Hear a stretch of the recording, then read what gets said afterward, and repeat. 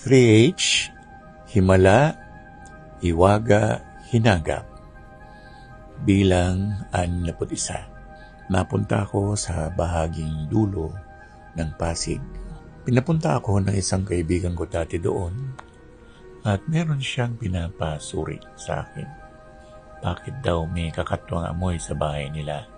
Kung ano-ano nang nilalagay nila o pabango. Pero lalong bumabaho ang paligid. Pagpasok ko ng bahay nila, bumulaga ang inkantadong palaka. At nag-usap kami. Sabi ko sa kanya, Lolo, ano po ba ang naging problema sa lugar na ito? At nangangamoy ng ganito. Ang sabi niya sa akin, palagyan mo ng tubig dagat ang isang balde o isang malaking lalagyan. Dahil nanunuyo na ang lugar at kailangan namin ng tubig. Sabi ko, sige po Lolo. At sinabi ko nga sa kaibigan ko na magpakuha ng tubig dagat at ilagay sa malaking container. At mga ilang araw, nag-follow up ako sa kanya. Sabi niya, maayos na, wala na yung amoy. Nagpasalamat naman ako sa Mahiwagang Palaka. Minsan, kahit sa syudad ay may mga nagaganap na kahiwagaan.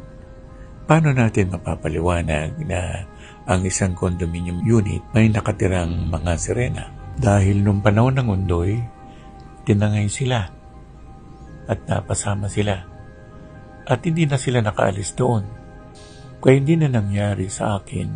Nagpunta ako sa Marikina River at tinanong ko ang mga kaibigan ko mga sirena. Sabi ko, Lolo, kayo ba ang may gawa ng pagbaha? Sumagot naman sila ng sabay-sabay. Sabi anak, hindi kami may gawa. Ang may gawa, kayo, tao. Nagkamali yung nag-aalis, yung pangharang doon sa tubig, doon sa Lamesa Dam. May mga bagay-bagay na tayo mismo may kasalanan na hindi naman natin sinasadya. Sana magkaunawaan na lang tayo.